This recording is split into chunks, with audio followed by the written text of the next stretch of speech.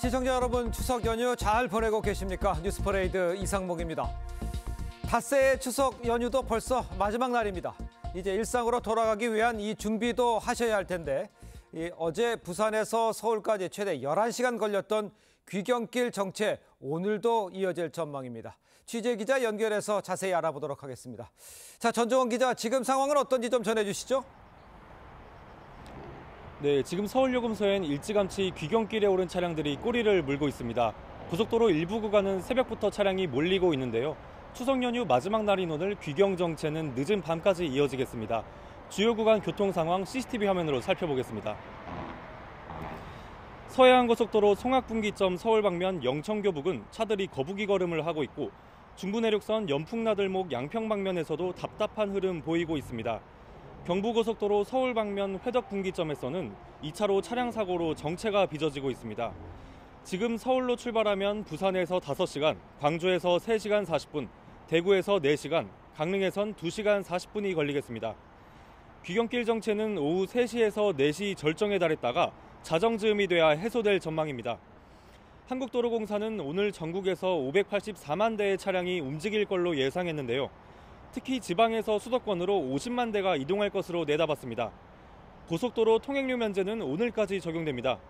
서울요금소에서 TV조선 전정원입니다.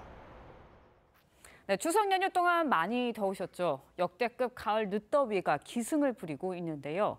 연휴 마지막 날인 오늘도 전국적으로 무더위가 이어질 전망입니다. 무더위를 잠시 식혀줄 소나기 등 비 소식도 있지만 체감 온도가 최고 35도까지 이르는 등 곳곳에 열대야도 계속될 전망입니다. 고승현 기자의 보도입니다. 추석인데도 한강공원 물놀이장은 한여름처럼 북적입니다. 애기 여기 한강도 보여주고 물놀이도 할 겸 나왔어요. 가을 늦더위에 쇼핑몰 등 실내 공간을 찾는 이도 많습니다. 그 사진을 보면은 다 긴팔 입었는데 올해는 반팔 입고. 역대급 9월 더위가 기승을 부리면서 오늘도 전국 대부분 지역에 폭염특보가 발효됐습니다. 기상청은 당분간 전국 대부분 지역의 체감 온도가 33에서 35도까지 올라 매우 무더울 전망이라고 밝혔습니다. 낮 최고 기온은 서울 31도, 수원 32도, 청주와 대전 33도, 광주, 대구, 제주는 34도까지 오르겠습니다. 평년보다 3에서 6도가량 높은 가을 늦더위가 이어지며 수도권을 중심으로 열대야가 나타나는 곳도 있겠습니다. 일부 내륙에는 산발적으로 소나기도 내릴 전망입니다. 서울과 경기 동부 내륙에는 5에서 30mm, 강원도와 충청권은 5에서 30mm, 전라도와 경상권은 5에서 40mm가 내리겠습니다. 비가 오는 지역은 일시적으로 기온이 내려가겠지만 그친 뒤에는 또다시 기온이 올라 무덥겠습니다. 기상청은 오늘 질환 발생 가능성이 높아 야외 활동을 자제하라고 당부했습니다. TV조선 고승현입니다. 네, 앞서 전해드린 것처럼 추석 연휴 마지막 날인 오늘도 무더위가 기승을 부릴 것으로 보입니다. 소나기 소식도 있는데요. 관련 내용 맹소영 기상 칼럼니스트 연결해서 자세히 짚어보도록 하겠습니다. 안녕하세요. 네, 안녕하세요. 네, 추석 연휴 잘 보내고 계신지요? 제가 강원도 제일 시원한 곳에 와 있는데도 네. 날씨가 많이 덥습니다. 더운 추석 보내고 있습니다. 네, 맞습니다. 추석 연휴 내내 정말 늦더위가 기승을 부리고 있는데 이렇게 더운 추석 처음이다라는 말까지 나오고 있습니다. 왜 이렇게 더운 건가요? 물론 이제 추석 날씨를 기간이 다르기 때문에 단순 비교를 할 수 없습니다만 올 9월 추석이 덥기는 덥습니다. 보통 우리가 9월 1일부터 가을이라고 생각하기는 하지만 기상적인 가을 같은 경우에는 9월 26일에 통상적으로 시작이 되는데 네. 이때의 기온이 25도 아래로 낮 최고 기온이 떨어져야 되고요. 일평균 기온이 20도, 보통 오전 10시의 기온이 20도 아래로 떨어진 기간이 최소 9일 정도 이어져야 됩니다. 그런데 이맘때쯤이면 내려와야 될 북쪽의 찬 공기가 내려오지 못하고 한반도에 아직까지 여름철 더운 기온이 남아있기 때문인데요. 이 더운 공기에 북상하지 못하고 비껴가는 태풍이죠. 28호 태풍, 28호 열대 저압부부터 13호 태풍 버빙카, 그리고 지금 북상하고 있는 14호 플라산 등이 이 더운 공기에 막혀서 오히려 덥고 습한 열기만 불어넣고 있기 때문에 무더위가 끝나지 않는 겁니다. 네, 그렇다면 이제 오늘 소나기 비 소식도 있기는 한데 무더위 좀 식혀줄 수 있을까요? 전국 곳곳의 중부지방은 5에서 30mm, 남부지방은 최고 40mm 가량의 강수량이 있습니다. 뭐 비의 양만 봐서는 더위를 식혀줄 것 같기는 하지만 네. 사실 폭염경보는 지난주부터 계속해서 더 확대 강화되고 있는 상황이거든요. 그런데 소나기라고 하는 것은 지속성이 없기 때문에 더운 열기를 식혀준다라기보다는 오히려 어설프게 습도만 높아지기 때문에 체감 더위가 더 심해지게 됩니다. 네. 무더위도 무더위인데요. 계속해서 지금 열대야 현상이 나타나고 있거든요. 뭐 16일, 17일 뭐 대부분 지역에 열대야를 겪기도 했는데 이렇게 열대야 언제까지 이어지는 건가요? 이미 지난밤도 열대야가 나타난 지역이 상당히 많습니다. 지금 네. 내륙과 제주도 해안 지역을 중심으로 무려 27도를 웃도는 그런 밤더위가 이어지고 있는데요. 이맘때 낮 최고 기온이 어떻게 보면은 밤 최저 기온으로 나타나고 있는 그런 셈입니다. 앞서 지금 소나기 이야기도 했는데 네. 소나기가 습도를 올려놓기도 하지만 이 밤까지도 유지되게 만드는 이 구름이 낮의 열기가 밤 동안에는 좀 대기 중으로 빠져나가야 되는데 열기를 막아주는 이불 역할을 해주기 때문에 굉장히 많은 지역에서 열대야가 나타나고 있는 그런 상황인데요. 주 후반에까지 이제 비 소식이 좀 전해집니다. 네. 비가 내리는 동안에는 좀 열대야가 이어질 가능성이 높습니다. 앞서 말씀을 드린 것처럼 비가 오는 동안에 밤에도 이렇게 구름이 가득일 경우에는 열대야가 지속될 가능성이 높은데요. 그런데 이번 비가 지나고 나면은 이제 주 후반부터는 좀 제주도를 제외한 지역들의 열대야는 완전히 사라질 것이라고 예상하셔도 될 것 같습니다. 네, 알겠습니다. 이번 주가 좀 고비가 되지 않을까라는 생각이 드는데 태풍 소식도 좀 짚어보도록 하겠습니다. 13호 태풍 때문에 중국이 좀 난리가 났다 이런 소식들 어제 저녁에 굉장히 많이 들렸는데 14호 태풍 플라산도 북상 중이라고 합니다. 날씨의 변수가 될까요? 무더위에도? 태풍 같은 경우에는 우리나라로 직격탄을 했을 경우에는 태풍으로 인한 뭐 일본, 중국, 베트남, 필리핀과 같이 태풍의 직격탄에 재해를 맞을 수가 있지만 이렇게 태풍이 간접적으로 비껴갈 경우에는 우리나라의 이 열대 지역에서부터 가져온 열기를 불어넣어주고 습도까지 높여주기 때문에 굉장히 더 더울 수밖에 없습니다. 네. 13호 태풍 버빙카와 굉장히 유사한 경로로 14호 태풍 플라산이 지금 북상 중인데요. 내일 오후부터 제주도에 영향을 주게 되면서 이제 비가 내리기 시작을 하게 됩니다. 그런데 이번 태풍 같은 경우에는 물론 이제 초반에는 더운 열기와 함께 수증기를 불어넣기는 하겠습니다만 보통은 태풍이 지나가게 되면은 주변의 기압 배치를 굉장히 흔들어 놓고 가거든요. 그런데 지난번 버빙카처럼 네. 남부지방에만 비를 줬던 영향과 달리 이번 비는 좀 플라산의 영향으로 시작된 비가 북쪽의 상층 기압골, 즉 찬 공기를 좀 건드릴 수 있을 만한 기압골이 형성이 되면서 일요일까지 남부지방까지는 좀 길게 이어집니다. 비의 양을 보더라도 100에서 많게는 200mm 이상의 비가 내리는 곳이 있기 때문에 네. 비가 내리는 동안에는 좀 밤더위는 남아있겠지만 네. 비가 완전히 끝나고 난 다음에는 좀 밤의 기온도 25도 아래로 현저하게 떨어지겠고요. 낮 기온도 30도를 넘지 않는 날씨가 좀 이어질 것으로 보입니다.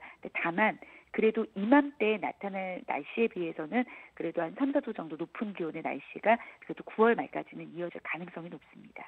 9월 말까지 이어진다. 그러면요, 사실 이맘쯤 되면은 단풍 구경 그거 계획하시는 분들 많거든요. 단풍 구경 언제쯤 볼 수 있을지 궁금해하시는 분들도 있습니다. 언제쯤 시작이 될까요? 제가 지금 강원도 정선이라는 예. 한반도에서 유일하게 시원한 지역인 이 지역에서 방송을 하고 있는데요. 네. 아침 기온, 지금 현재 기온이 22.8도입니다. 아이고. 그리고 체감하는 더위가 25도가 넘습니다. 굉장히 습도의 영향을 받고 있다라고 하는 건데요. 일반적으로 이 지역에서 단풍이 가장 일찍 물들기 시작을 하는데 네. 최저 기온이 5도 아래로 떨어져야 됩니다. 지금 제가 느끼고 있는 기온보다도 20도 아래로 떨어져야 단풍이 물들기 시작을 한다라고 하는 건데 이처럼 단풍은 9월 상승이 얼마나 차갑냐에 따라서 결정이 되는데요. 굉장히 지금 상순에도 더운 날씨가 이어지고 있기 때문에 단풍에 물드는 그런 시기를 지금 늦춰주고 있는 그런 상황입니다. 네. 그렇기 때문에 정상에서부터 한 20% 정도 물들기 시작했을 때를 첫 단풍이라고 하는 그 시기가 설악산은 9월 30일 정도가 될 것으로 보입니다. 평년보다 3일 정도가 늦고요. 그리고 오대산이 10월 5일, 북한산이 10월 18일, 그리고 가장 단풍이 늦게 물드는 호남 지역의 내장산은 10월 23일, 네. 이달 말도 아니고 10월 말쯤에 볼 수 있을 텐데요. 보통 첫 단풍의 시기가 무려 1990년대에 비해서 11일이나 늦어진 상황인데 첫 단풍부터 절정 시기가 2주 정도 걸린다라는 걸 감안했을 때 대부분 지역에서 11월쯤이 돼야 단풍의 절정기에 맞이할 것으로 예상이 됩니다. 네, 알겠습니다. 가을을 느낄 수 있는 선선한 바람, 이제 10월쯤이 돼서야 느껴지지 않을까라는 생각이 듭니다. 네, 오늘 연휴 마지막 날인데도 전화 연결해 주셔서 고맙습니다. 맹소영 기상칼럼니스트와 함께 이야기 나눠봤습니다. 고맙습니다. 네, 귀경길에 차량이 몰리면서 고속도로 곳곳에서 교통사고도 잇따랐습니다. 3중 추돌 사고로 일가족 4명이 다치는 사고도 있었고 버스 전용 차로로 차량이 갑자기 끼어들면서 6중 추돌 사고도 발생했습니다. 김다로 기자의 보도입니다. 승용차 보닛이 종이장처럼 구겨져 형태를 알아볼 수 없고 구급대원들이 차량 내부를 살핍니다. 전북 고창군 서해안 고속도로 상행선 76km 지점에서 3중 추돌 사고가 났습니다. 이 사고로 일가족이 타고 있던 승용차에서 13살과 9살 남매가 중상을 입었고 40대 어머니와 11살 아들이 다쳐 병원으로 옮겨졌습니다. 복통 같은 경우 내부 장기 파열이 될 수도 있으니까 이제 중상으로 본 거예요. 경찰은 귀경길 정체로 인해 사고가 난 것으로 보고 자세한 원인을 조사하고 있습니다. 앞부분이 완전히 찌그러진 흰색 승합차가 도로에 넘어져 있습니다. 바닥에는 산산조각이 난 차량 파편이 흩어져 있습니다. 경부고속도로 상행선 청주-나들목 인근에서 6중 추돌 사고가 났습니다. 버스 전용 차로를 달리던 흰색 승합차가 갑자기 끼어든 SUV를 피하지 못한 것으로 전해졌습니다. 추돌 피하기 위해서 1차로로 잠깐 꺾었어요. 그래서 1차로에서 달리던 그 카니발이 속도가 있으니까 이제 모하비를 치면서 승합차와 SUV는 사고 이후 차량 4대를 더 추돌했고 이 과정에서 20대와 10대 자매가 중상을 입는 등 모두 18명이 다쳤습니다. TV조선 김다로입니다. 추석 연휴 기간요 고속도로 통행료가 면제가 되잖아요. 네. 그러니까 이제 고향길 오가는 발길을 좀 가볍게 해줬는데 평소에도요 고속도로 통행료를 미납하는 운전자가 해마다 늘고 있다 이런 이야기 있습니다. 상습적으로 통행료를 내지 않는 사람들이 많다 이런 얘기인데 네. 이게 얼마나 심각한 상황인지를 좀 짚어주셔야 될 것 같아요. 지금 최근에 5년간 2009년부터 2023년간의 예. 통계가 나온 것이 그래요? 있는데요. 통행료를 미납한 사례가 1억 1,600만 건에 아이고. 달한다고 합니다. 그런데 예. 문제는요. 이 중에서 55%가 미납 상황이라는 것이죠.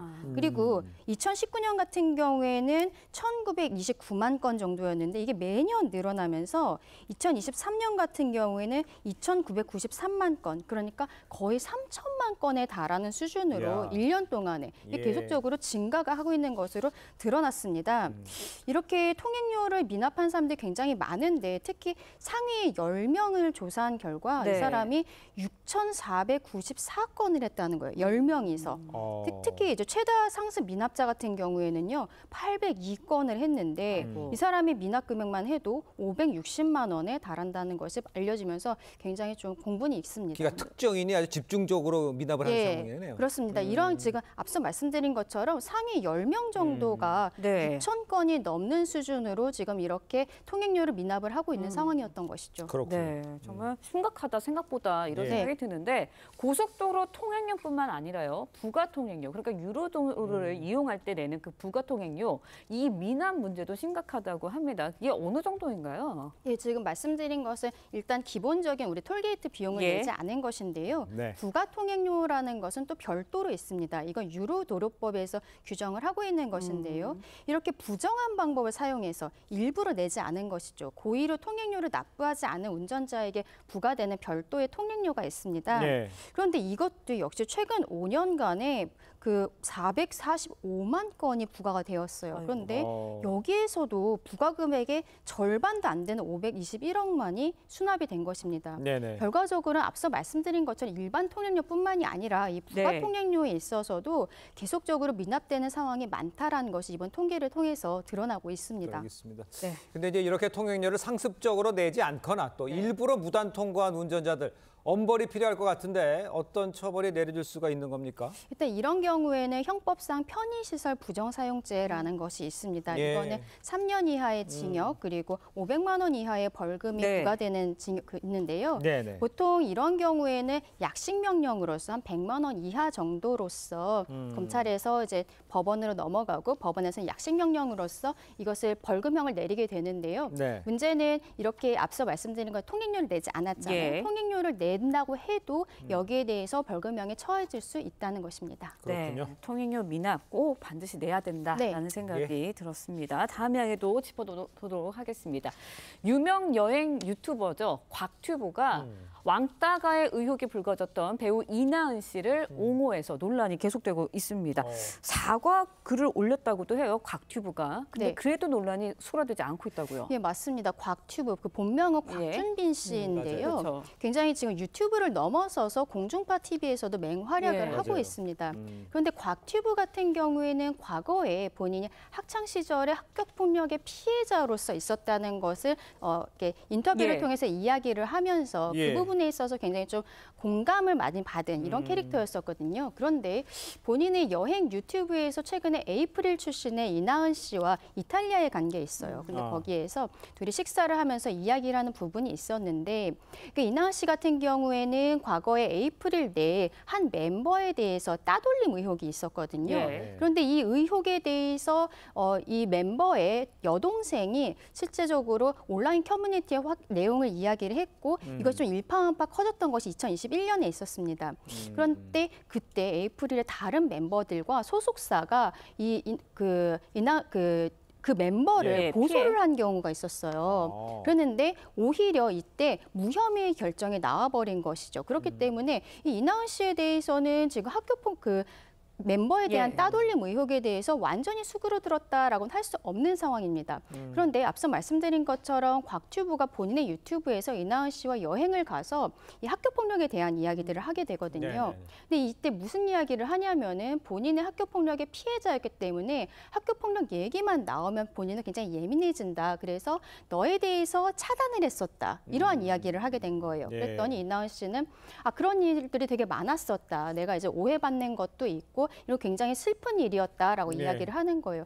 마치 이 영상에서는 곽튜브가 이나은 씨에 대해서 옹호를 해주는 듯한 이야기가 되었는데 말씀드린 것처럼 이 에이프릴 내에서의 어떠한 따돌림 의혹은 완전히 해소되지 않은 것이거든요. 그렇기 때문에 네티즌들이 보기에는 아니 학교폭력의 피해자라고 해서 유명해진 사람이 가해자에 대해서 이렇게 대리 사과를 해주는 것이냐 옹호해주는 것이냐라고 하면서 온라인상에서는 좀 일파만파가 되고 있는 상황입니다. 알겠습니다. 자, 오늘 말씀은 여기까지 듣겠습니다. 고맙습니다. 감사합니다. 자, 방금 들어온 소식을 먼저 좀 전해드리도록 하겠습니다. 북한이 또다시 동해상으로 탄도미사일을 발사를 했습니다. 네, 지난 13일 초대형 방사포를 발사한 지 엿새 만에 또다시 무력 도발에 나선 건데요. 보도국 연결해서 자세한 소식 알아보도록 하겠습니다. 고승현 기자, 북한이 탄도미사일 발사했다고 하는데 정확히 언제입니까? 네, 합동참모본부는 오전 7시쯤 북한이 동해상으로 탄도미사일을 발사했다고 밝혔습니다. 북한이 탄도미사일 도발을 한 건 지난 12일 초대형 방사포를 발사한 지 엿새 만입니다. 우리 군은 한미 정보자산을 동원해 북한 탄도미사일의 종류와 궤적, 재원 등을 파악하고 있습니다. 앞서 북한은 13일 핵탄두를 만드는 데 쓰이는 고농축 우라늄 제조 시설도 처음으로 관영 매체를 통해 공개했습니다.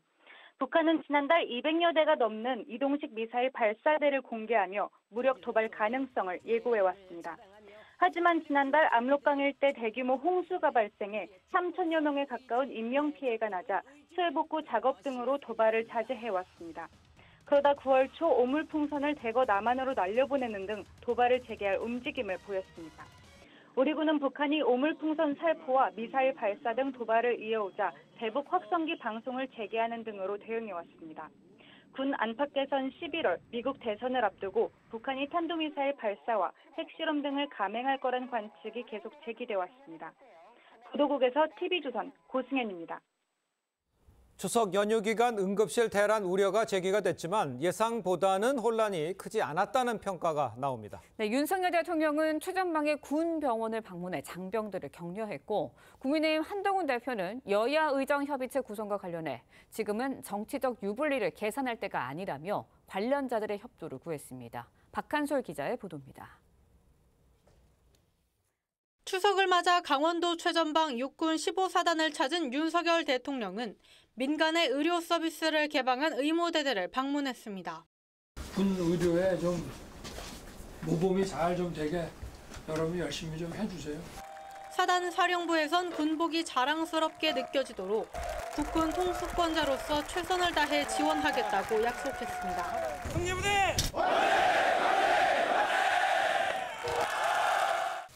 국민의힘 한동훈 대표는 라디오 프로그램에 출연해 여야 의정 협의체 구성 난항에 대해 입장을 밝히고 관련자 협조를 당부했습니다. 한 대표는 의료 차질 상황에 대해 다 같이 책임감을 갖고 이 문제를 해결했으면 좋겠다며 정치적 유불리를 따질 문제는 아닌 것 같다고 강조했습니다. 그러면 이미 상황은 벌어진 겁니다. 그 마음을 덜어드리는 것이 필요하고 그리고 어떤 말씀하시는 붕괴 같은 상황? 그건 감수할 수 있는 위험이 아니거든요.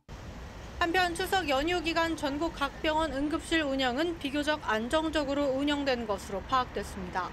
일부 환자가 응급실을 못 찾아 소위 뺑뺑이를 도는 일이 벌어졌지만 의료진이 응급의료 공백 차단에 혼신의 힘을 기울여 예상보다 차질 없이 운영됐다는 평가가 나왔습니다. TV조선 박한솔입니다. 더불어민주당 등 야권은 내일 예정된 본회의에서 해병대원 특검과 김건희 여사 특검, 이른바 이 쌍특검법 개정안 상정 요청과 표결 처리를 예고를 했습니다. 반면 국민의힘 추경호 원내대표는 의사 일정에 협조할 수 없다면서 본회의 전 이 비상의원 총회를 소집하기로 결정을 했습니다. 이에 따라서 여야는 추석 연휴 직후부터 쌍특검 문제 등을 놓고 충돌할 것으로 전망이 됩니다. 자, 방금 전해드린 대로 윤석열 대통령이 추석 당일에 최전방 부대를 찾아서 장병들을 격려를 했습니다. 여야는 연휴 직후에 내일이죠. 이 본회의에서 이른바 쌍특검법을 놓고 다시 충돌을 예고한 상황입니다. 윤기찬 국민의힘 법률위 부위원장 또 김정욱 전 민주연구원 부원장과 함께 정치권 소식 지금부터 자세히 짚어보겠습니다. 안녕하십니까? 네, 반갑습니다. 자, 윤석열 대통령 명절 때마다 이제 군부대를 찾아왔었죠. 이번 추석에는 의무대대를 방문을 해서 응급 진료 체계를 점검을 했습니다. 그러니까 이제 의료 공백 사태를 염두에 둔 행보다 일단 이렇게 볼 수가 있겠죠. 그렇죠. 군장병을 격려하는 측면도 있고, 그다음에 응급의료 위기에 대한 대응 측면도 있는 거죠. 네. 그 해당 승리의원이라고 지금 명명돼 있는데 작년도에 저 부분을 의료기관 개설 신고를 했어요. 그래서 69명 정도가 근무하고 있고요. 의료진이 꽤 큰 거죠. 그러니까 춘천까지 나가야지만 응급 환자가 진료 볼 수 있는 그런 취약지구인데 군부대에서 저런 의료 개시를 시작한 이후로다가는 상당히 이제 지역에서 호응을 얻는 것 같아요. 아마 대통령 지시로 시작이 됐던 것 같은데 제가 볼 때는 그 승리 의원과 같은 시스템이 취약지구 의료에 좀 보완 역할을 크게 하지 않을까 이런 생각을 합니다. 알겠습니다. 자, 이렇게 이제 바삐 이제 움직이는 모습도 보였습니다만 윤 대통령과 국민의힘의 지지율 정부 출범 후에 이 동반 최저치를 기록을 했습니다. 저희가 준비된 CG 그래픽이 있는데요. 좀 보시면서 제가 설명해 올리도록 하겠습니다. 대통령 직무수행 평가에서 잘하고 있다가 지금 20%까지 내려온 상황이고요. 잘못하고 있다는 70%가량 되어 있는 상황입니다. 다음 지지를 보시면 이제 정당 지지도죠. 국민의힘 28% 내려와 있고요. 민주당은 33%입니다. 그러니까 이제 전체적으로 보면 정부 출범 이후 이제 대통령의 지지도와 국민의힘 집권 여당의 지지도가 지금 최저치를 기록하고 있는 상황이고 의대 증원 요 문제에 대해서 부정평가가 1위다. 이런 상황으로 저희가 읽으면 될 것 같은데 아무래도 의료 공복 사태가 좀 영향을 미쳤다 이렇게 보는 게 합당합니까? 어떻게 봐야 될까요? 그럴 수밖에 없죠. 말씀하신 것처럼 의료 대란 문제가 국정운영 부정평가의 1위를 차지하고 있는 상황 자체는 이념적 문제도 아니라 국민 생명, 건강 문제와 관련해서 추진되고 있는 소위 이제 정부의 의료 개혁이라는 측면 자체가 오히려 국민 생명과 건강을 좀 위협하는 요소로 다가오고 있다는 측면들 때문에 소위 서울 수도권, 그다음에 TK 지역에 있는 전통적 지지층 일부, 그다음에 이제 65세 이상의 어떤 노인 연령층 같은 경우가 지지를 철회하는 현상들이 벌어지게 되면서 가장 중요한 핵심적 지지층이 조금씩 무너지고 있는 측면들이 분명히 있습니다. 가장 중요한 이유 중에 하나는 그런 거겠죠. 과거에는 여야 간의 대결 국면의 정쟁의 소재였다면 지금 같은 경우는 오히려 정부와 기득권 집단인 의사 간의 갈등 속에서 오히려 피해를 보는 것이 국민이기 때문에 진보 보수 뭐 이런 걸 넘어서 이 사태에 대해서 정부의 좀 능력을 보여줘야 된다라는 측면, 또 반대로는 정부에 대해서 좀 불신이 더 가중됐다는 측면에서 저는 이 문제가 앞으로도 해결되지 않는다면 정부 지지율에 상당히 악영향을 계속 끼칠 거라고 생각을 합니다. 알겠습니다.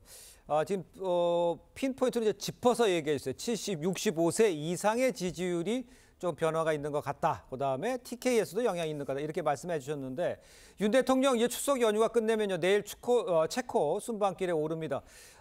이제 원전 수주 관련이잖아요. 그러니까 지지율 반등에 도움이 될지 아까 지금 김주옥 교수가 얘기한 그 부분에 대해서는 어떤 생각을 갖고 계신지 좀 설명 부탁합니다. 일단 윤 대통령의 지지율은 사실은 그 후보자 시절에도 되게 낮았어요. 따지고 보면 30% 심지어 20%까지 갔었거든요. 그러니까 윤 대통령의 특징은 강력한 지지 기반은 없어요. 팬덤층도 없고 하기 때문에 사실 지지율 변동이 상당히 심합니다. 그리고 정책적인 실책에 따른 지지율 급락이라고 보기는 좀 어려운 부분이 의료개혁 관련해서 처음에 지지율 급등의 원인이었거든요. 그런데 의료개혁에 따른 여러 가지 이제 응급실 문제가 터지다 보니까 이게 또 지지율 하락이 또 원인이 됐었죠. 그리고 경제 부분은 사실 윤 대통령이 실책에 따른 그 국민 피로감이라기보다는 이게 구조적인 문제가 없지 않아 있거든요. 그러니까 윤 대통령 입장에서 보면 지지율을 끌어올릴 수 있는 수단이라는 것이 사실 체코 순방도 그렇게 크게 끌어올려지지는 않을 겁니다. 그렇습니까? 그러니까 내년 3월에 본계약이 체결되면 몰라도 그 웨스팅하우스인가요? 미국 그 관련 기업이 지금 딴지를 걸고 있잖아요. 체코 수출에 대해서 그것은 이제 해결하러 가시는 측면이 없지 않아 있습니다. 그리고 FTA와 비슷한 그 무슨 프레임워크라는 이런 계약을 체결하러 갑니다. 상당히 큰 거죠. 따지고 보면. 그런데 이 국민께 어떤 어필하는 부분은 생각보다 작아요. 그러니까 국내적인 문제가 많이 있는 것이고요. 가장 중요한 것은 이제 윤 대통령에 대한 약간의 비호감이 없지 않아 있습니다. 이 부분은 대통령의 정책이 잘 추진되는지 여부와 상관없이 뭐 민주당 측으로부터 지속적인 공격에 따른 형성된 그 어떤 이미지예요. 그리고 당내 갈등이라는 또 이미지도 고착돼 있기 때문에 이런 두 부분에 따른 대통령 지지율이 어떤 하향 추세를 견인하고 있다. 그래서 개인적으로 보면 문재인 대통령의 경우에는 40%의 콘크리트 지지율이 있었잖아요. 근데 지금 현재 문재인 대통령이 정책을 잘 추진했다고 저희가 평가를 보수층에서 그렇게 하지 않고 있습니다. 그러니까 지지율에 따른 그 정책이 잘했느냐 못했느냐에 대해서 이게 판단의 기준이 될 수는 없는 거고 개인적으로 보면 이제 남은 것이 개혁 과제이기 때문에 국민연금 개혁 과제 이걸 어떻게 하느냐에 따라서 지지율이 폭락할 수 있습니다. 의료개혁 관련도 마찬가지입니다. 개혁은 해야 되는데 개혁에 따른 부작용도 대통령이 다 떠안아야 되는 부분이기 때문에 정치권에서 이거 떠안으려고 하지 않고 있잖아요. 그러다 보니까 지지율에 따른 개혁 과제의 동력을 얻지 못하는 부분에 대해서는 그렇게 대통령이 생각하면 안 된다. 저는 이 개인적인 제 생각은 지지율 하락에 따르더라도 개혁 과제는 추진해야 된다 이렇게 생각하고 있습니다. 개혁 과제를 추진을 위해서는 지지율 하락도 감소해야 되는 상황이다라고 좀 지적을 해주신 것 같습니다. 자, 근데요 이런 가운데 추석 연휴 동안 김건희 여사의 이 독자적인 공개 행보 이어가는 상황이죠. 좀 발걸음이 바빠졌다 이런 이야기도 합니다. 근데 여기에 대해서 민주당이 거세게 비판하고 나왔어요. 왜 비판을 하는 겁니까? 뭐가 문제라는 건가요? 다 아시겠습니다만 일단 공천 개입 의혹이 있었고 도이치모터스 주가 조작 문제도 계속 있었고 명품백 문제 같은 논란이 있었습니다. 그리고 이제 9월 10일부터 이제 마포대교 순찰을 하면서 공개적으로 대통령 부인이 국민에게 얼굴을 알리기 시작했는데 뭐 이럴 수도 있다는 생각이 들긴 합니다만 기본적으로 9월 12일 날 도이치모터스 2차 재판이 있었습니다. 이 2차 재판에서 손모 씨가 유죄가 나왔습니다. 1차 재판에서 무죄가 나왔을 때 대통령실이 뭐라고 얘기했냐면 손모 씨가 무죄이기 때문에 대통령 부인도 무죄라는 논리를 얘기했습니다. 그럼 동일하게 2차에서 손모 씨가 유죄가 나왔으면 동일한 의혹을 받을 수 있지 않겠습니까? 그런 문제가 발생했었고 이게 9월 12일입니다. 그다음에 그 같은 날 저희 감사원에서 대통령 집무실과 관저 공사와 관련해서 그 어떤 이전 공사 과정에서 문제점이 있었다라고 제기를 했었고 이 공사를 담당했던 것이 21g이라고 하는 회사인데 소위 이 커바나 콘텐츠라고 하는 대통령 부인이 운영했던 회사의 후원사가 관련돼 있습니다. 이 정도의 문제가 있다면 공개 행보를 자제하면서 이 문제에 대해서 국민들에게 설명할 필요가 분명히 있었는데 설명을 하지 않으면서 공개 행보를 하고 있기 때문에 본인은 이런 문제에 대해서 아무런 잘못을 느끼지 못하는 것인가라고 하는 생각을 할 수밖에 없고 그런 차원에서 야당에서는 이 문제에 대해서 집중적으로 국민들의 의혹들을 제기하는 거죠. 알겠습니다. 이 부분에 대해서. 그러니까 지금 뭐 말씀하시는 거는 공개 행보를 나서야 할 상황은 아니지 않냐 이렇게 뭐 읽히기는 하는데 이런 반응에 대해서는 어떻게 생각하십니까? 그러니까 외교 관련 행사는 공개 행보를 하고 있지만 사실 저 자살 예방 관련 행사는 공개 행보가 아니에요. 비공개 행보를 한 다음에 그걸 공개한 거죠. 그렇죠. 그러니까 공개 행보라는 말씀은 다른 거고 김정숙 여사 같은 경우에 사실 뭐 기후 관련돼서도 국가가 책임지겠다, 정부가 끝까지 지켜보겠다, 전시공간 관련돼서도 비슷한 말씀하시고 이거 국민의힘에서 비판한 적 있나요? 그러니까 어떤 대통령의 부인들이 이렇게 얘기하는 것은 이걸 건의하겠다는 측면이지 본인의 어떤 국정에 대해서 능력이 있기 때문에 권한이 있기 때문에 한다 이런 취지는 아니잖아요. 그리고 이날 자살 예방 관련해서 그 마포대교 갔을 때도 한강대교는 구조물이 잘 돼 있거든요. 구조물 보강한 뒤에는 자살률이 줄었기 때문에 여기도 그런 비슷한 취지를 해야 된다라는 현장 관계자의 말에 공감을 표한 거예요. 근데 이걸 마치 지시하고 이렇게 했다. 이렇게 보는 시각은 저는 만들어진 시각으로 보는 거고 굳이 여러 가지 이제 의혹 관련해서는 수사를 통해서 해도 되지만 이 부분은 여사의 어떤 행보인데 자살 예방 행보하는 게 잘못된 건가요? 저는 이렇게까지 비난하는 것은 문제가 있다 이렇게 생각합니다. 그 쌍특검 관련해서 지금 이제 뭐 설 연휴가 끝나지도 않은데 또 이야기하는 게 조금 시청자들께서 좀 어떠실지 모르겠습니다만 당장 이제 또 추진한다는 거 아니에요? 이건 어떻게 해석을 하십니까? 그러니까 쌍특검 부분도 이제 세상백 특검은 제가 말씀드린 대로 그 민주당 안이 낸 부분은 사실은 제3자 추천 특검 아니라고 보기 어려워요. 무한 반복할 수 있는 권한을 민주당이 갖고 있잖아요. 그리고 김건희 여사에 대한 특검 문제도 나눠서 보면 양평고속도로 관련된 거는 사실 뚜렷한 단서가 없고요. 그다음에 도이치모터스 관련돼서는 이제 항소심 결과가 나왔기 때문에 거기에 따른 그걸 본 이제 검찰의 처분이 필요하고 그 이후에 논의해 봐도 될 문제고. 그다음에 공천 개입 문제가 나오는데 공천 개입 문제는 이준석 전 대표도 그런 말씀 하잖아요. 이거 공천 개입이라 볼 여지가 없다. 자기가 봤는데. 그러니까 이거 갖고 특검 추진한다는 것은 정치 공세인 거고. 오히려 저는 26일 날 있을 그 여러 가지 재의결될 안건들 있잖아요. 노란봉투법, 그다음에 방송사법 이런 부분과 관련돼서는 논쟁의 여지가 있지만 지금 19일 날 별도 날짜를 잡아가지고 여기서 특검 법안을 상정해서 처리한다? 저는 이건 좀 문제가 있다고 봅니다. 알겠습니다. 자, 계속해서 다음 이야기도 좀 해보겠습니다. 추석 연휴 동안 국민의힘 한동훈 대표 의료계와 물밑 접촉을 이어가면서 의정 갈등 해결에 좀 주력하는 모습이었습니다. 근데 어제 이제 한 방송에서요, 일일 DJ로 나서서 의료 공백 상황에 대한 입장을 언급하는 모습도 보였습니다. 직접 들어보겠습니다. 현실이 어렵고 복잡하지만 그때 좋은 음악이 있으면 또 좋지 않을까요?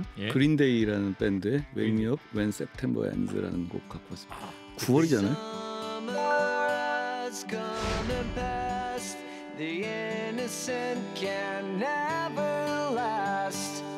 불안감을 많은 분들이 느끼고 계시는 것 자체가 이미 상황은 벌어진 겁니다. 그 상황을 해결하고 싶습니다. 왜 지금 이렇게 어려워진 상황에서 네가 끼냐, 좀 빠져 있으라고 조언해 분들이 많았는데요.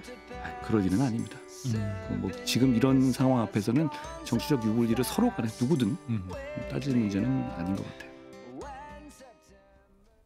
자, 일단 저 DJ는 과거에 이제 약속을 했기 때문에 바꿀 수 없는 상황이어서 약속을 지키게 하기 위해서 추석을 맞아서 특별히 하는 건 아니라는 얘기를 제가 첨언해서 드리고요.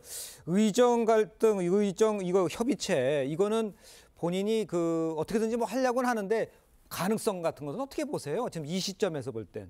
그러니까 저는 매번 말씀드립니다만 이 부분이 정부가 맨 처음에 추진하는 거 아니겠습니까? 그렇습니다. 그럼 예를 들면 대통령실과 그다음에 한동훈 당대표 간에 일정의 합의가 존재하지 않는다면 소위 의료계 같은 경우도 한동훈 대표의 말만 믿을 수가 없는 거죠. 왜냐하면 한동훈 대표가 여기에 대한 권한을 가지고 있지 않습니다.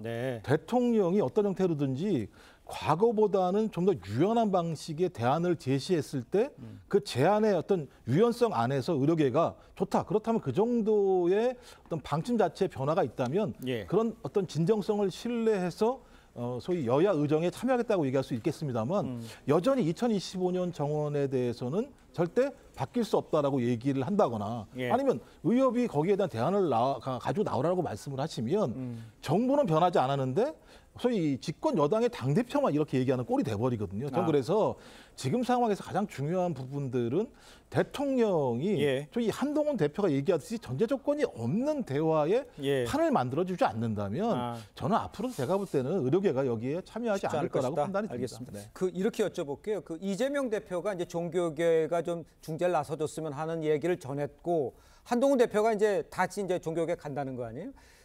중재가 이게 가능할 상황이라고 보십니까? 종교계가 중재를 하는 것은 어렵죠. 사실은 이제 종교계가 대통령을 중재하는 것은 몰라도 의료계를 중재하는 것은 글쎄요. 저는 여론을 모아가는 그 하나의 단계라고 생각하는데요. 그러니까 이재명 대표의 경우에도 사실은 이제 의료계 분들을 많이 만나고 있는지 모르겠습니다만은 한동훈 대표는 여러 각도로 만나고 있다라는 것을 알려오고 있잖아요. 근데 이재명 대표는 제가 그런 소리를 못 들어서 의료계를 설득해야 되는 문제고요. 왜 그러냐면은 제가 아까 대통령한테 모든 책임을 떠넘긴다고 말씀드렸는데 자, 의료개혁에 대해서는 전반적으로 다 공감을 하고 계세요. 그런데 그 과정에 대해서 또 대통령에 대해서 또 뭐라고 이렇게 압박을 하고 있단 말이죠. 그럼 어떤 입장인 것인지 지금 이재명 대표께서도 자, 의료개혁은 반드시 해야 된다. 그러니까 의료계 입장에서 의료계가 어떤 조건 하에 들어올 것인지를 먼저 밝혀달라. 이 정도는 멘트가 나와야 되는 거 아니겠습니까? 예를 들면 2025학년도부터 이걸 갖다 처리하게 되면요. 의료개혁을 하지 말자는 거하고 똑같아요. 그걸 풀어 설명하는 거 똑같거든요. 그렇기 때문에 의료계에게도 물론 2,000명이 다 수용할 수 없겠죠. 그렇다면 어느 정도 아닌지 4개의 개혁과제 중에 각 개혁과제에 대해서 본인들의 입장을 한번 알려달라. 공개적으로 밝히게 뭐하면 이재명 대표가 비공개로 말씀을 듣고 본인이 참고해도 되는 거거든요.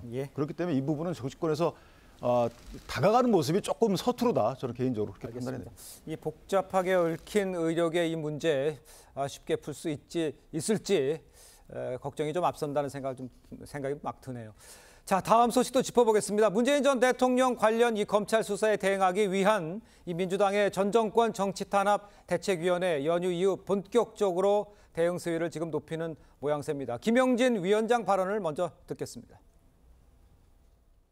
정권의 위험이 있고 정권 붕괴 위기에 있는 상황에서 논점을 돌리고 물타기하고 문재인 대통령의 모욕 주고 윤석열 대통령의 가장 강력한 반문 정선을 발동해서 지지를 유지하기 위한 도구로 전직 대통령을 사용하면 안 됩니다. 그러면 역사는 돌고 돕니다. 저는 그때 저 대책위가 과연 어떤 일을 할까 그랬더니 일단 검사 탄핵 이야기가 나와요. 평산마을 방문하고 이거 뭐 계획된 일입니까? 뭐 어떻게 이게 풀 수 있을까요? 제가 볼 때 이 문제 관련해서 소위 민주당 같은 경우는 검찰의 기획된 정치 수사라고 판단을 하는 거거든요. 그렇다면 검사가 자기의 직무를 수행하는 과정에서 위법 여부가 발생한다면 탄핵할 수 있다라고 하는 것이 헌법에 규정되어 있는 상황인데 민주당이 헌법 탄핵만 얘기하면 계속 예를 들면 소위 집권 여당은 매우 예를 들면 문제를 제기하세요. 근데 생각을 해보십시오. 2015년부터 2021년까지 검사 피의자 중에 기소율이 0.1%입니다. 일반 국민 형사사건 기소율은 42%예요. 그리고 검찰 스스로가 이런 치해법권처럼 검사에 대해서는 아주 솜방망이 처벌을 하고 있는 상황입니다. 그러니까 수사기소권은 다 가지고 있으면서 자체 내부에 소위 피의 사실에 대해서는 눈 감아주는 사태가 계속 벌어지고 있고 하나의 사례가 고발사주 문제 같은 경우예요. 손준성 검사가 고발해가지고 예를 들면 그러니까 사주에서 고발했다는 거 아니겠습니까? 아니라고 얘기했잖아요. 결론적으로는 1심에 유죄가 나왔습니다. 다음 달에 또 2심이 분명히 있을 겁니다. 근데 이런 사람을 갖다 예를 들어 승진을 시켜요. 저는 이 상황에서 검찰의 치외법권적인 소위 무소불위의 권한을 갖다가 제어할 수 있는 유일하게 남아있는 게 소위 예를 들면 국회에 탄핵밖에 없어요. 그래서 검사 탄핵을 해석하시다. 경고 차원에서 제기하는 겁니다. 경고 차원이다. 그렇죠. 자, 그럼 검사 탄핵의 실효성이 있는지 지금 돌아가고 있는 이 명문 강화되는 거 여기에는 지속성이 있는지 이건 어떻게 평가를 하십니까? 일단 검사 탄핵은 뭐 탄핵 사유가 있으면 해야죠. 탄핵 사유가 있으면 해야 되는 거죠. 근데 탄핵 사유가 생기면 하겠다. 뭐 강요하는 것도 아니고 왜 얘기하는지 모르겠어요. 그러니까 어떤 탄핵 사유가 먼저 발생을 하고 나서 여기에 대한 대책 강구 차원에서 탄핵을 추진하는 것은 이건 있을 수 있는 일이에요. 그런데 늘 하는 말이 어쩌면 탄핵하겠다. 이 겁박 아니겠습니까? 그것도 겁박도 국민을 상대로 한 어떤 수사 단계에서 나온 사실관계 갖고 겁박하는 게 아니고 맨 민주당 인사들 관련돼서 수사가 시작되면 겁박을 해요. 그러니까 이거는 어떻게 보면 이게 정치보복 아닌가요? 검사에 대한 정치보복인 것이고 정치보복 대책위는 검찰이 꾸려져야 될 것 같은 생각이 들고요. 문재인 전 대통령과 이재명 대표 같은 경우에는 사실은 한시적이다라는 생각을 합니다. 한시적이다. 왜냐하면 앞으로 민주당의 대선 후보 관련해서는 두 분 간의 의사합치가 오래가지는 않을 것 같아요. 문재인 대통령 입장에서 보면 이재명 대표로는 대선 치르기가 쉽지 않다라고 인식을 할 수 있을 것 같고 또 이재명 대표께서도 그 부분을 좀 아실 것 같아요. 그러니까 당장은 각자 이해관계가 한시적으로 일치하고 있는 상황이다 이렇게 생각합니다. 그 지금 방금 말씀해 주셨지만 그 SNS 사진이에요. 추석 연휴 기간 문 전 대통령이요 땅콩하고 고구마 등 캐는 일상 사진을 좀 저렇게 올려 있었어요. 폭염은 가을을 막지 못한다. 이게 무슨 뜻입니까? 어떻게 해석해야 됩니까? 폭정은 민심을 막지 못한다. 그 뜻입니까? 이런 뜻이라는 생각이 분명히 들고요. 왜냐하면 아니 전직 대통령과 전직 대통령 부인 가족을 동시적으로 수사를 하고 있는 상황입니다. 되게 재밌는 게 자녀에게 줬다는 용돈, 뭐 또는 예를 들면 생활비, 사실보다 아직 확인 안 된 거예요. 근데 전 사유가 취업을 했다고 해서 그 돈을 주지 않았으니까 그만큼 이익을 받다고 뇌물죄를 적용을 하는데 예를 들면 취업에 대한 불법성 여부나 그다음 외압 여부 행사 여부도 지금 재판 중이에요. 그러니까 이런 이유 때문에 검찰이 정수사를 하고 있고 이런 것들이 밝혀진다면 탄핵의 사유가 될 수 있다라고 주장하는 겁니다. 알겠습니다.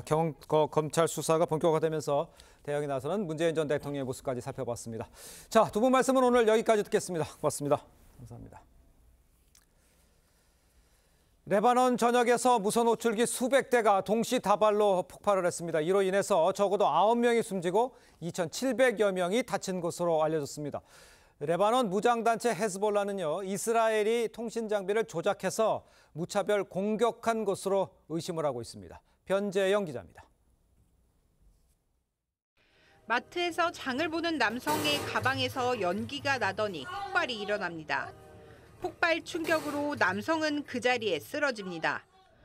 레바논 전역에서 무선 호출기 수백 대가 동시다발로 폭발했습니다.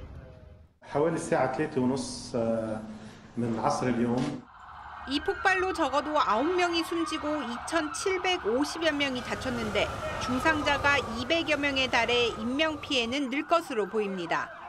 사망자 가운데는 무장단체 헤즈볼라 대원과 조직원의 10대 딸 등이 포함됐습니다.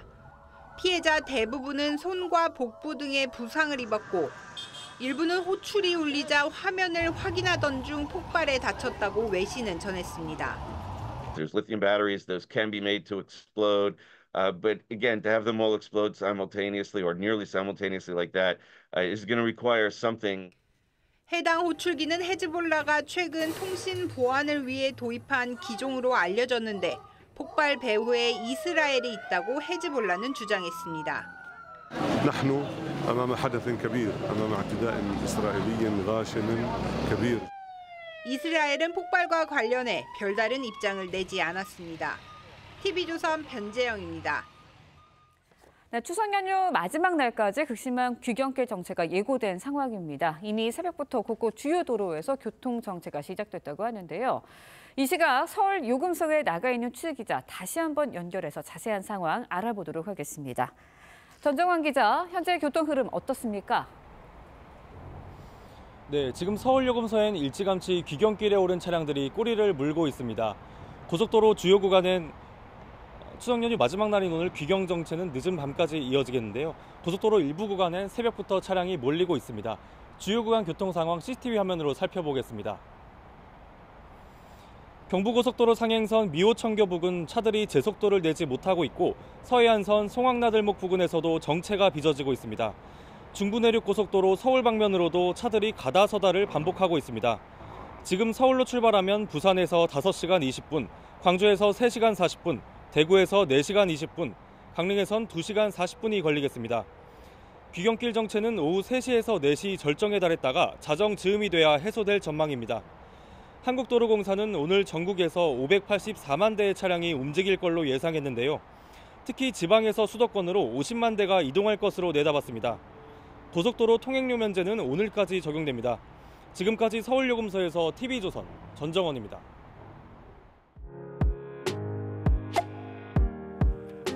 네, 렌즈에 담긴 그 순간 그 의미를 짚어보는 시간이죠. 사진 기자가 선택한 아침의 한 장입니다. 오늘은 조선일보 사진부 박상훈 기자와 함께합니다.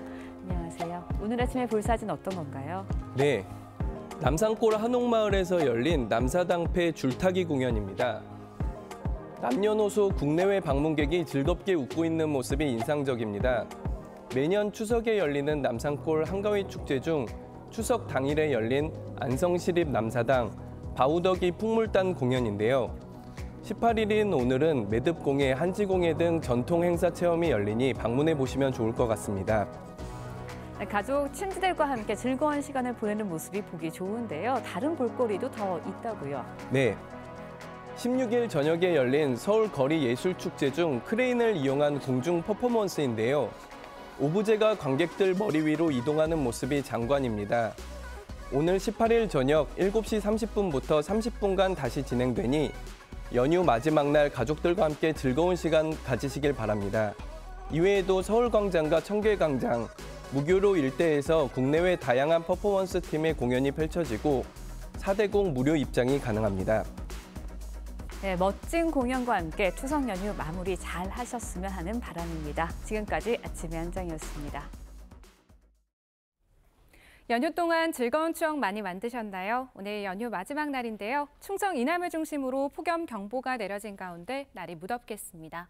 오늘 낮 최고 기온은 서울이 31도, 전주가 34도까지 오르겠고요. 어제보다는 기온이 낮지만 더위는 여전하겠습니다. 오늘 아침까지 호남과 강원 산지에 짙은 안개가 끼겠습니다. 오늘 전국 하늘에 구름이 가득하겠습니다. 또 저녁까지 전국 대부분 지역에 5에서 40mm의 소나기가 내리겠습니다. 호남과 경남 내륙에 시간당 20에서 30mm로 강하게 쏟아질 수 있겠습니다. 내일 전남 해안과 제주를 시작으로 모레 전국에 비가 내리겠고요. 비와 함께 늦더위는 차츰 해소되겠습니다. 오늘 연휴가 끝나고 어김없이 찾아오는 연휴 후유증을 극복하는 방법 알아보겠습니다. 먼저 수면 패턴을 되찾는 게 중요한데요. 평소보다 1시간에서 2시간 정도 일찍 잠들고 충분한 수면 취하셔야겠고요. 목과 어깨, 허리 등 가벼운 스트레칭 해주시는 것도 좋겠습니다. 또 이틀에서 3일가량은 식사량을 줄이고 물과 과일, 채소를 먹는 것도 도움이 된다고 합니다. 참고하셔서 연휴 후유증 시원하게 날려보내시길 바라겠습니다. 날씨였습니다. 네, 이상으로 수요일 추석 연휴 마지막 날 보내드린 뉴스퍼레이드 마칩니다. 네, 저희는 내일 아침 7시 30분에 다시 찾아뵙겠습니다. 시청해주신 여러분 고맙습니다.